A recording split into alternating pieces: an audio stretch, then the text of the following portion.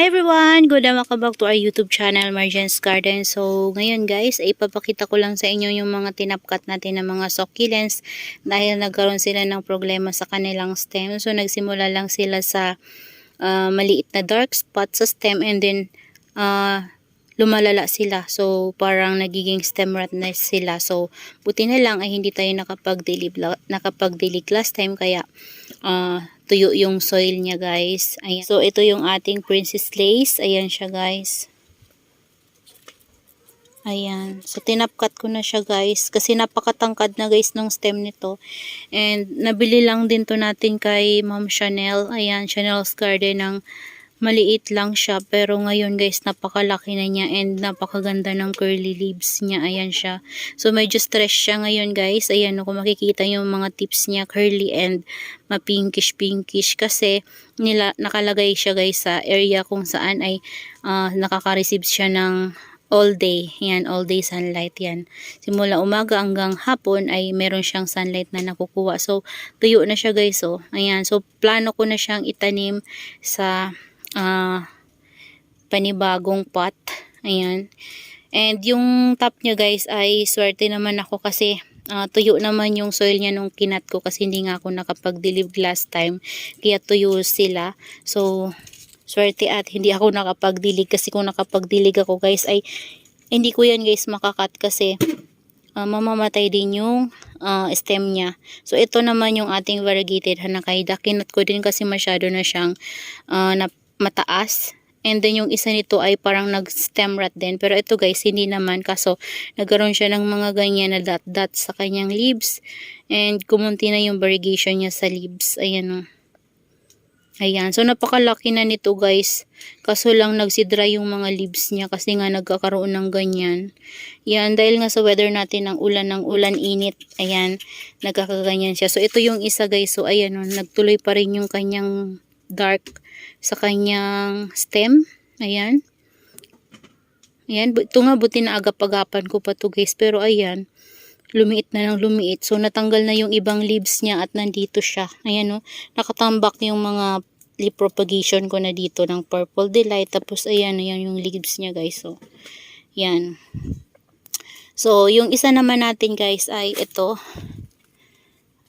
Ayan, napapansin ko kasi guys, meron siyang mga ganyan no, dark sa leaves niya. Tapos masyado na rin siyang matangkad. So kahapon ko lang to guys na top cut. Ayan, kaya meron siyang cinnamon. No, hindi pa yan masyadong tuyo.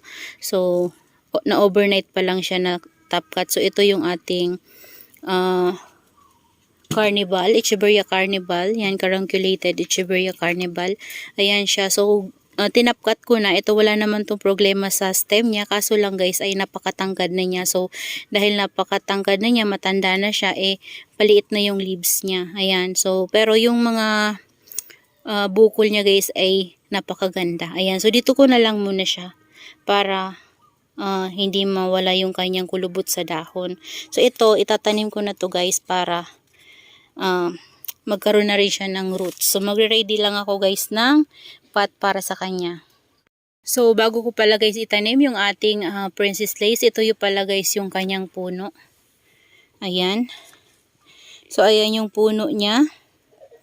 At nasa malaking pot nga siya. So ayan, sana ay maging okay to guys. So may mga baby siyang na tumutubo dyan. Ayan. So sana ay maging successful itong pinagkatan natin. Ayan siya. So, napakatangkad na. Meron pa ako dyan guys, tinanggal. Medyo mahaba-haba din tinanggal ko. Yun yung stem na nagkaroon siya ng dark spot. Parang ganito nakahaba yung tinanggal ko sa kanya guys. Ganyan. Dito. Ganyan siya. So, kinat ko para hindi na siya makahawa pa. So, tuyo naman yung soil nito. Kaya, okay lang. Ayan.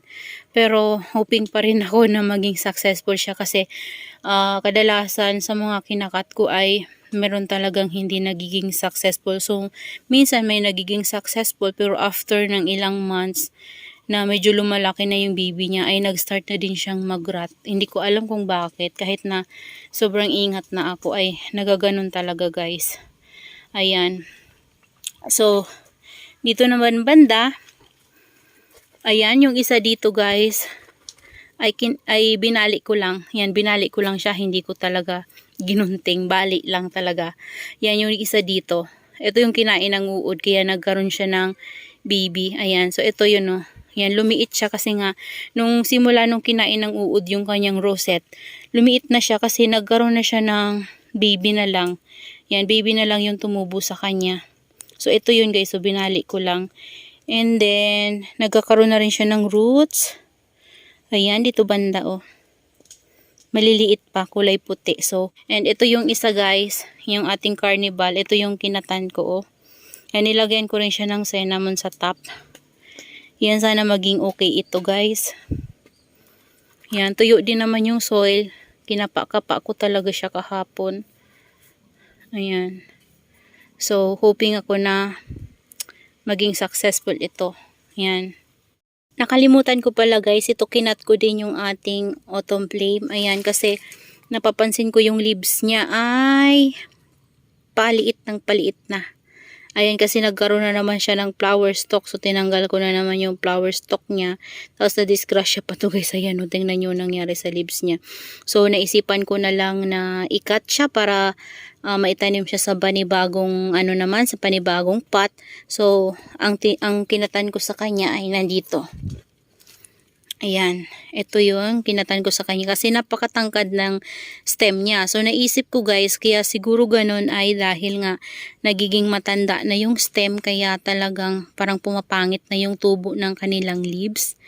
Yan, not sure kung ganun guys, pero ganun kasi yung napapansin ko habang patanda na sila ay parang lumiliit na din sila. Yan, pumapangit na din. So, kailangan na nilang i-top cut para panibagong tubo naman. So, ayan siya. So, sana maging successful din yung kinata natin dito. Ayan, binilad ko nga siya guys kasi last time, hindi ko alam pero tuyo naman to guys. Yan, tuyo naman yung soil niya pero nag-watery yung dito niya sa top. So, hinayaan ko lang. Ginawa ko, uminit-init naman dito guys. Kahit na umuulan-ulan, nagkakaroon pa rin naman ng konting init. So, ginawa ko, nilagay ko siya sa area kung saan nainitan siya. And pati ito, oh. Ayan. So, naging dry na din yung sugat niya. Ayan. Pero ito, napansin ko, parang nag-dry na din siya, guys. Oh. Yan, dry na din. Sana maging okay din yan. So, ito, guys, ay itatanim na din natin kasama nung ating Princess Lace na top cut. So, ito na guys, yung na-ready natin na pot para sa ating Princess Lace at Autumn Flame. So, maglalagay ulit tayo ng furadan. Yan, lagyan ulit natin siya ng furadan. So, kapag tayo guys ay may furadan, ay hindi ko talaga kinakalimutan na maglagay kasi kailangan yan para sa ng ating plants. Yan, halo lang natin sa soil niya para hindi sila puntahan ng ants. So, based naman sa experience ko guys, ay hindi naman sila pinupuntahan ng mga ants na color red itong ating mga soil mix kahit na ito ay rice hull guys. Pero, may nakikita kasi ako sa kanila yung ants na kulay itim. Yun yung nagdadala ng mealybug sa ating mga succulents. So, ayan. Ito ay dito natin ilalagay si Autumn Flame. Ayan, ipapatong lang natin to guys. And, ahayaan ko na lang muna ito dito guys ng mga 2 weeks siguro para magkaroon siya ng roots. Yan. And, ilalagay ko siya sa area kung saan ay hindi siya mababasa muna. Para hindi ma-stem rot. Ayan. Ayan siya. So, tama lang siya dito sa pot na to. Pati itong isa. So, before kasi guys, itong ating Princess Lace ay nakatanim talaga to sa ganitong pot. So, kung mapapanood niyo yung mga video ko before, nung nabili ko to, hindi pa to ganito kalaki. Yan, medyo maliit pa to guys. And, ganito lang siya kababa. Yan, pagka-top cut ko sa kanya. Pero, hindi pa ganito talaga siya kalaki. And sa ganto ko siya guys na pot itinanim noon. And nung lumaki na siya, lumalabas na, sobra na yung ugat niya. Nilipat ko siya doon sa mas malaking pot. Yun yung black pot natin na malaki. Yan, nilipat ko siya doon hanggang sa lumaki na talaga siya guys at tumangkad na. So, Buti na lang napansin ko nga nagkaroon siya ng black spot sa stem niya, and napapansin ko lumalaki kaya inagapan ko na. So sana ay masave natin yung puno niya, no, para magkaroon tayo ng maraming princess days at magkaroon tayo ng maraming baby doon banda sa kinatan natin. And meron pa tayong isang malaki. Ayan. So ito ipapatong lang din natin to, guys. Yan, tuyo na to kasi last time ko pa to nakat. Hindi ko lang kasi sa inyo na ipakita. And hindi rin nagbabago yung stress color niya kasi doon banda sa nalalagyan ko sa kanya ay may nare-receive sila doon na sunlight kasi hindi na bago yung area na pinaglagyan ko. So hindi sila masyadong doon shade. Yan, hindi lang sila masyadong mainitan ng sobra kapag tanghali pero nakaka-receive sila doon ng sunlight. So ayan na yung ating mga naitanim sa bagong pot nila, guys. And ito ay didiligin natin ng 1 to 2 weeks para sigurado talaga na tuyong-tuyo yung kanilang sugat and yung ating pinagkatan, and hindi sila ma-stem rot, and may roots na sila nun. Sure ako may roots na sila nun after 2 weeks. Yan. And then magbibigay na tayo ng konting water, tama lang ng water para hindi lang sila ma-overwater. Ayan. So that's all for today's video, guys. Ayan.